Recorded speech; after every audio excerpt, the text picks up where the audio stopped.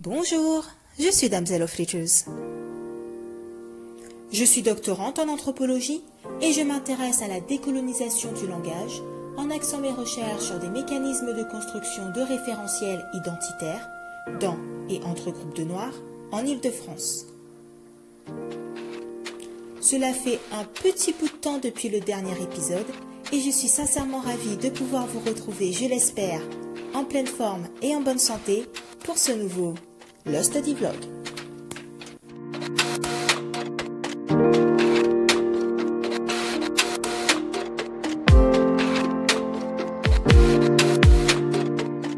Pendant le confinement, nous avons tout de même pu échanger via Instagram et je vous en suis d'ailleurs reconnaissante.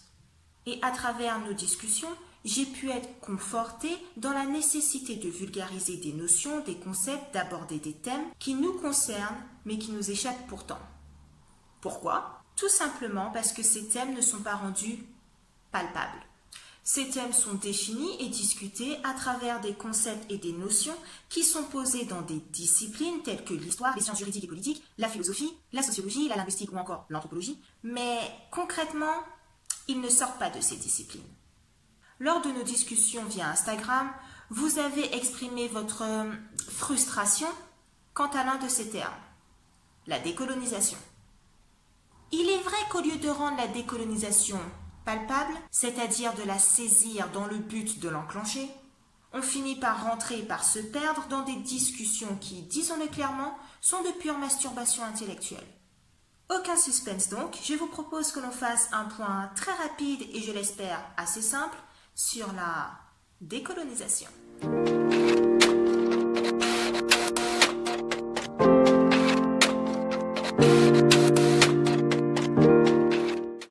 Ok, avant de commencer, prenons quelques courtes minutes pour faire un petit point, je vous promets très bref et très simplifié, de la situation. Grosso modo, en France, on a du mal à parler de décolonisation, et encore moins à la penser, car nous sommes enfermés dans le postcolonialisme. Le postcolonialisme est un courant de pensée critique apparu vers la fin du XXe siècle. Il fait référence à une période historique, donc après la décolonisation. Vous comprenez alors pourquoi certains s'entêtent à refuser de parler de décolonisation. Plus de colonies, donc plus de colons ni de colonisés, donc il y a eu décolonisation, et donc il n'y a aucune raison de parler de cela au XXIe siècle. Évidemment, on a tous reconnu the grosse blague dans ce raisonnement. Et par la suite, le postcolonialisme interroge justement les conséquences, les effets de la colonisation sur l'identité des anciens colonisés, entre guillemets, ce qui pousse à traiter de néocolonialisme notamment, c'est-à-dire un prolongement bien après de la dite décolonisation, de la domination des colons sur les colonisés, tant sur le plan social qu'économique et également sur le plan culturel. Alors on va parler marxisme, poststructuralisme et mobiliser plein de penseurs et auteurs occidentaux, ou du moins validés par un système de pensée à l'occidental. Sans dit d'ailleurs long sur la colonialité des savoirs, mais restons dans le bref et dans le soft, on a une vidéo à démarrer. Donc avec le postcolonialisme, on interroge les héritages coloniaux en Inde ou encore en Afrique et on est dans des discussions très eurocentrées. Grosso modo, les Amériques sont délaissées. Et c'est d'ailleurs là-bas qu'émergent les fameuses études décoloniales, qui sont pour moi plus concrètes car plus honnêtes. On sort de la domination intellectuelle de l'Occident et nos penseurs, notamment caribéens, prennent eux-mêmes les choses en main pour analyser et traiter des enjeux qui nous concernent et ne laissent pas des extérieurs le faire, pour reprendre un vocabulaire et une idée mobilisés par nos intellectuels antillais, les trois penseurs de la créolité. Sur ce point d'ailleurs, il est tristement drôle de noter que les productions de savoir de nos penseurs sont trop souvent dénigrées, accusées de fondamentalisme ou, pour le dire vite, de manquer d'objectivité. Pour le dire tout aussi vite, si un intellectuel antillais noir est accusé de manque d'objectivité lorsqu'il traite des enjeux qui le concernent et qui concernent son peuple, que dire d'un intellectuel européen blanc qui va traiter de ces mêmes enjeux qui ne le concernent pas au final, sans dire encore une fois long sur la colonialité des savoirs. Justement, à travers les études décoloniales, on reconnaît la colonialité sur trois plans. Colonialité du pouvoir, colonialité du savoir et colonialité de l'être. Grosso modo, on reconnaît un système profondément et structurellement raciste et on parle volontiers de la race pour traiter et analyser des situations empreintes de colonialité. Vous comprenez donc que tout ça, ce n'est pas l'idéal pour un pays dont l'Assemblée a supprimé le mot « race » de la Constitution de 1958 en mobilisant un argument pseudo-humaniste pour masquer une volonté pure et simple de non seulement laisser le racisme s'exprimer en toute impunité, mais également de faire taire les voix des victimes de ce racisme. Mais encore une fois, on reste dans le bref et dans le soft. Alors, les discussions et débats pullulent et toute cette affaire est beaucoup plus complexe et disons-le quand même un peu plus lourde que ce que je viens de grossièrement vous mâcher en quelques minutes. Mais pas de panique, je vous propose en fin de vidéo une bibliographie pour ceux qui sont intéressés par ces questions. Mais pour l'heure, partons sur un sol bien concret et cherchons à répondre à la question qui nous tracasse tous, comment se décoloniser ?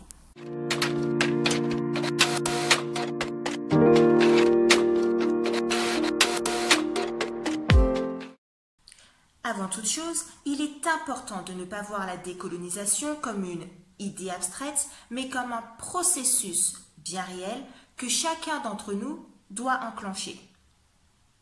Lorsque l'on parle par exemple de démanteler un système suprémaciste, on se pose toujours la question « Oui, mais moi, qu'est-ce que je peux faire à mon petit niveau ?» Et je comprends. Ce qui est bien avec la décolonisation, c'est que la question ne se pose pas. Ou plutôt, la réponse est simple, puisque la décolonisation est justement quelque chose que nous pouvons et devons individuellement entreprendre tous les jours, et ce, à notre petit niveau. Elle est notre responsabilité au quotidien. Si le terme décolonisation vous effraie, pensez plutôt déconstruction. Aujourd'hui, si nous parlons de décolonisation, c'est parce qu'il nous faut déconstruire un système de pensée que nous avons intériorisé. Pour reprendre l'expression employée lors du study vlog sur le Black History Month et l'école républicaine, il nous faut désapprendre pour mieux apprendre derrière. Mais désapprendre est le mot-clé. Je pense que ça va devenir une petite tradition dans le study vlog, mais remobilisons James. The power of the white birds is threatened whenever a black man refuses to accept the white bird's definitions. Traduisons. Le pouvoir du monde blanc est menacé à chaque fois qu'un noir refuse d'accepter les définitions du monde blanc. Ce que nous avons intériorisé donc avec la colonisation, ce sont ces définitions. Souvenez-vous du study vlog sur l'exotisme et le doudouisme. Ce que nous avons intériorisé, c'est cette façon de nous voir à travers des yeux qui ne sont pas les nôtres, mais qui sont ceux d'un autre colonisateur qui a, au final, bâti et qui régit la société, le système dans lequel nous vivons aujourd'hui. Nous ne nous définissons non pas comme des êtres authentiques, mais en fonction des définitions du monde blanc. Nous sommes des êtres colonisés. Ce point est extrêmement important et en prendre conscience est au final la première étape du processus de décolonisation. Alors, je sais que c'est dur, je sais qu'on a envie de rester dans le déni. Mais qu'est-ce qu'elle raconte, elle? Moi, aliénée? Moi, je suis pas colonisée, moi, je suis sain. Je suis woke. Colonisée, qu'est-ce qu'il faut pas entendre? Pourtant, il n'y a qu'en prenant conscience que l'on est malade que l'on peut prétendre chercher un remède, que l'on peut se débarrasser de cette maladie et au passage éviter d'en transmettre une forme beaucoup plus sournoise aux générations suivantes. Vous saisissez l'enjeu? Pour le study vlog exotisme et doudouisme, je me suis principalement appuyée sur l'éloge de la créolité et je vous en recommande encore une fois la lecture. Même si sa lecture n'est pas si facile que ça, si vous voulez aller plus loin, je vous conseille vraiment de prendre le temps de vous plonger dans l'éloge. En effet, sans poser le terme décolonisation, il me semble que l'approche des penseurs de la créolité est clairement une approche décolonialiste. D'ailleurs, Bernabé, Chamoiseau et Confiant écrivent « Il nous faut être lucides sur nos tares de néocoloniser ». Et grosso modo, là est le point de départ du processus de décolonisation. C'est simple. Lorsque nous sommes malades, nous avons le choix entre différentes options. Option A. On peut choisir de fermer les yeux sur cette maladie, de s'en accommoder, ou encore même de la nier. On vit alors avec une gangrène qui nous tue et une maladie que nous transmettons à nos enfants. Mais bizarrement, on arrive à se satisfaire d'une bonne santé complètement illusoire, donc on pense que tout va bien. Sortons de la métaphore.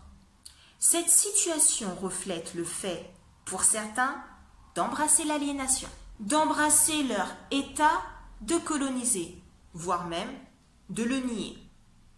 Ce sont ceux qui s'accommodent au quotidien de situations injustes, clairement racistes et inhumaines, car après tout, faut pas exagérer quoi. Je veux dire, l'esclavage est fini, hein, on a accès à des choses auxquelles on n'avait pas accès avant, hein, voilà. Je pense qu'à un moment donné, il faut aussi arrêter de se plaindre quoi, hein, faut voir les bons côtés, hein, je veux dire, le noir n'est jamais content.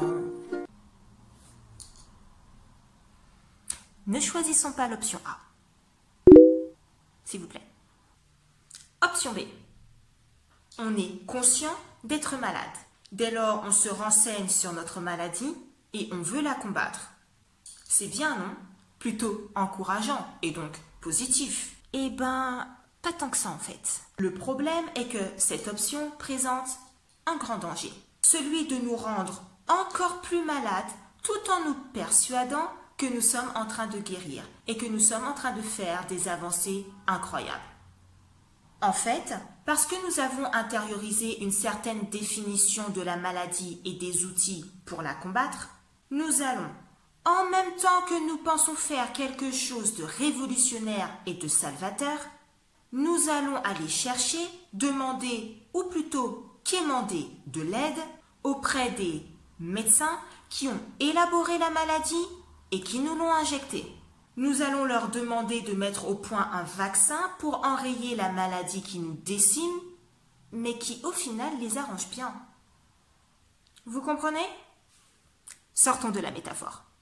Il est question ici de vouloir forcer notre intégration, et j'irais même jusqu'à dire notre assimilation, dans un monde qui non seulement n'est pas le nôtre, car il n'a été ni pensé ni bâti pour nous, mais plutôt sur notre dos et avec notre sang, mais surtout un monde qui, au quotidien, exprime clairement qu'il ne veut pas de nous. Concrètement, il s'agit de notre tendance à toujours vouloir discuter, à essayer de faire comprendre à ceux qui se prélassent dans leurs privilèges blancs que nous vivons des injustices à cause d'eux, que nous sommes littéralement tués au quotidien à cause d'eux, en espérant qu'ils comprennent et qu'ils se réveillent un matin en se disant « Bon on va peut-être arrêter maintenant. » Hein? Ou encore, il s'agit de vouloir rentrer perpétuellement en négociation avec ce système dans l'espoir qu'il puisse nous intégrer de façon plus juste. Pour parler en termes baldwiniens, alors que nous devrions refuser d'accepter les définitions du monde blanc, nous avons cette tendance malsaine et aliénée à rentrer en négociation avec ces définitions. De ce fait, nous nous enfonçons encore plus dans l'aliénation et dans notre état de coloniser. Pourquoi? Souvenez-vous du study vlog sur la figure du papa blanc. Parce que nous nous soumettons au bon vouloir du papa blanc. Nous attendons de lui qu'il nous délivre alors qu'il nous a enchaînés. Nous lui demandons de trouver une solution à notre problème, alors que notre problème, c'est lui. Soulignons 2 choses à garder en mémoire pour chaque étape de notre processus de décolonisation. La première est qu'il nous faut arrêter de croire que nous pouvons faire entendre raison à un ordre destructeur et inhumain qui a justement usé et travesti des principes moraux pour légitimer des génocides. Ça, c'est Assata Shakur qui le rappelle. Ensuite, il nous faut prendre conscience que nous n'arriverons jamais à démanteler un système en usant des outils créés par ce système pour bâtir son ordre dominant. Et ça, C'est Audre Lorde qui nous le rappelle. Je sais que nous sommes trop nombreux à penser pouvoir changer ou démanteler le système de l'intérieur, mais à ce stade, ce n'est même plus naïf de penser une telle chose. C'est inconscient, contre-productif et dangereux. Bref, à force de discussions et de négociations, c'est là que l'on en vient à applaudir et remercier des initiatives présentées comme « pour nous » et souvent promues par nous histoire de bien nous duper, alors qu'il n'en est absolument rien. Souvenez-vous du study vlog sur l'appropriation culturelle. Et c'est là qu'on arrive à l'option C. L'option qui nous fait refuser d'accepter les définitions du monde blanc. Mais concrètement, comment déconstruire ces choses néfastes et destructrices dès lors que nous les avons intériorisées? On en revient au tard mentionné par les penseurs de la créolité. Il nous faut être lucides sur nos tares, mais il faut pouvoir les identifier. Et ça, nous pouvons le faire au quotidien en questionnant chacun de nos comportements. Une fois qu'une de ces tares a été identifiée, à nous de choisir de la nier ou alors de la corriger et de la supprimer. Être conscient, avoir des tares de coloniser, identifier ces tares, choisir de les supprimer. Et voilà, le processus de décolonisation est enclenché. Facile à dire, facile à penser. Mais dans la pratique au quotidien, c'est vrai que cela est très difficile. Pour deux raisons. Tout d'abord parce que c'est épuisant de toujours nous interroger, questionner le moindre de nos agissements, nos paroles, toujours nous remettre en question. Ensuite, parce que cette remise en question en elle-même peut être très douloureuse. Pas facile de se regarder dans le miroir et d'y découvrir que non seulement nous avons des chaînes, mais qu'en plus nous les polissons et les chérissons depuis des années, des décennies, des générations. Même si nous avons la volonté de détecter nos tares de coloniser, nous ne savons pas forcément par où commencer. Après tout, comment détecter une tare que nous ne savons pas être une tare? C'est là que nous devons pouvoir compter les uns sur les autres. Le study vlog est justement pensé pour favoriser ce partage, cet échange, cette solidarité. Car nous sommes tous, vous et moi, dans cette même quête. Les thèmes présentés dans chacun des épisodes sont censés nous forcer à interroger des comportements que nous ne pensions jusqu'alors pas être des tares de coloniser. Par exemple, en présentant la fascination pour l'ailleurs dans le study vlog Exotisme et Doudouisme, force a été de constater que nous nous percevions à travers un regard exotisant, à travers des yeux qui ne sont pas les nôtres. À partir de là, nous avons commencé à interroger la façon dont nous nous percevions, la façon dont nous nous définissions. Et l'exemple un peu bête mais très significatif qui a été mobilisé est celui du vocabulaire. Le vocabulaire que nous employons pour désigner nos fruits et légumes, ceux qui poussent dans nos jardins. Nous avons intériorisé des définitions qui nous ont fait croire que nos fruits et légumes ne sont pas normaux, car nous avons intériorisé que la norme était un paysage à l'occidental. Nous qualifions alors nos fruits d'exotiques. Nous percevions notre chez nous comme un ailleurs. Cela peut paraître anodin car il ne s'agit que d'un mot. Mais ce mot est révélateur de notre façon colonisée de nous percevoir non pas comme des êtres authentiques et normaux, mais tels que l'autre colonisateur nous perçoit. Interroger le vocabulaire que nous employons pour nous définir est un point de départ. Et nous l'avons vu avec le study vlog sur le Light Skin Privilege, cela va encore plus loin. Car il ne s'agit pas seulement d'interroger le vocabulaire que nous mobilisons pour qualifier nos fruits et légumes, mais également le vocabulaire que nous employons pour nous désigner entre nous. Nous l'avons vu avec le terme pochappé. Pochappé, chabin, caresse sont des termes que nous employons entre noirs et qui révèlent que nous avons intériorisé une vision du monde dans laquelle le blanc est supérieur car il est la norme. Nous nous désignons alors et divisons en fonction de nos différentes nuances de teinte de peau. Une fois que nous avons pris conscience de cela, que faisons-nous? Avons-nous entrepris de corriger, de supprimer cette tare? Ou est-ce qu'on se dit que bon bah c'est bon, c'est juste des mots, ça ne veut pas dire qu'on pense vraiment qu'on est inférieur. Nous avons le choix. Dans le study vlog sur le Black History Month et l'école républicaine, il a été question d'interroger les figures historiques que nous avons appris être nos héros et à qui nous rendons hommage chaque 14 juillet, ou alors en nommant nos rues et nos écoles après eux, ou encore en érigeant des statues à leur image. Alors qu'en fait ces héros ont été et sont nos bourreaux. Depuis le study vlog sur la zone grise et celui sur l'appropriation culturelle, nous sommes censés faire attention à notre tendance à nous diviser et à juger d'autres noirs en fonction de leurs goûts musicaux, de leur style vestimentaire ou encore de leur maîtrise de la langue française, et commencer à nous interroger sur notre propre participation au système dominant. J'ai en effet toujours trouvé fascinant ces noirs qui traitent sans vergogne d'autres noirs de vendus parce qu'ils écoutent du rock, alors qu'ils sont fiers de passer tout leur mercredi après-midi dans les temples coloniaux que sont la majorité des musées occidentaux.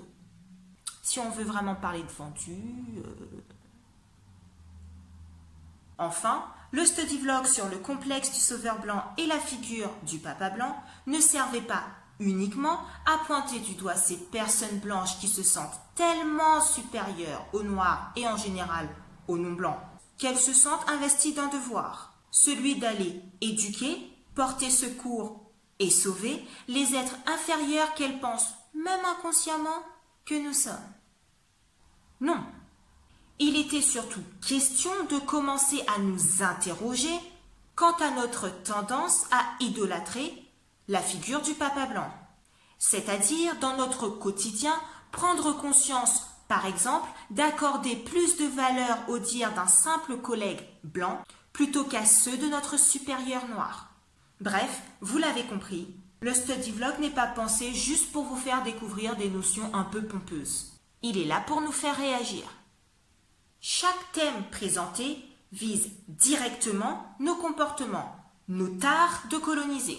Il faut comprendre ces thèmes afin de comprendre les tares à identifier. Et à partir de là, c'est à nous de faire le boulot. À chacun d'entre nous, individuellement, avec humilité et honnêteté.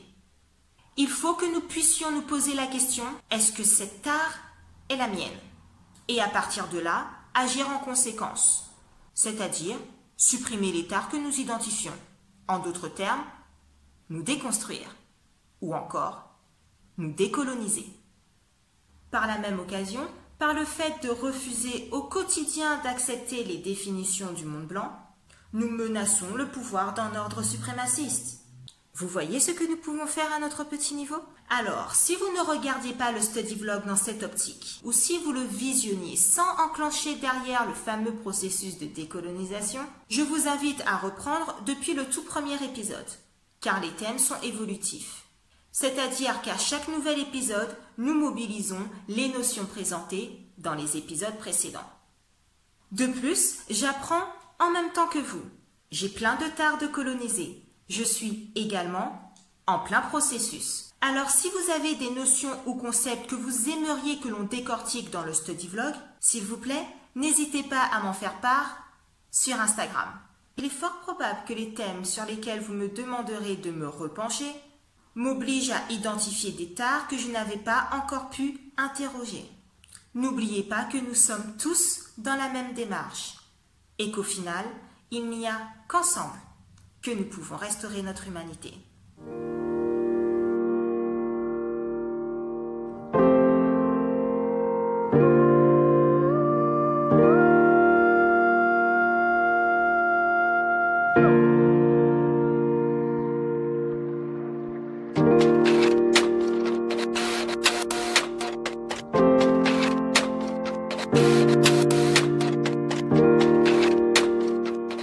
Merci d'avoir regardé ce nouveau Lost Study Vlog. Comme d'habitude, si vous avez des questions, des choses à rajouter, des précisions à faire, ou encore des expériences à partager ou une bibliographie, n'hésitez pas à le faire sur Instagram. De même, n'hésitez pas à jeter un coup d'œil sur le blog damselofletters.com. En plus des articles, vous y trouverez Désormais, le Study Vlog Plus. À chaque Study Vlog sur YouTube correspond un Study Vlog Plus sur le blog. Le thème présenté dans un épisode est approfondi sur le blog en fonction des 2 questions que vous aurez le plus posées suite au visionnage de l'épisode. Alors n'hésitez pas à poser vos questions sur Instagram. Likez, partagez et n'oubliez pas de vous abonner à ma chaîne afin de ne manquer aucune nouvelle vidéo. Je suis Damsel of Letters et je vous dis à bientôt pour un prochain Le Study Vlog. Au revoir.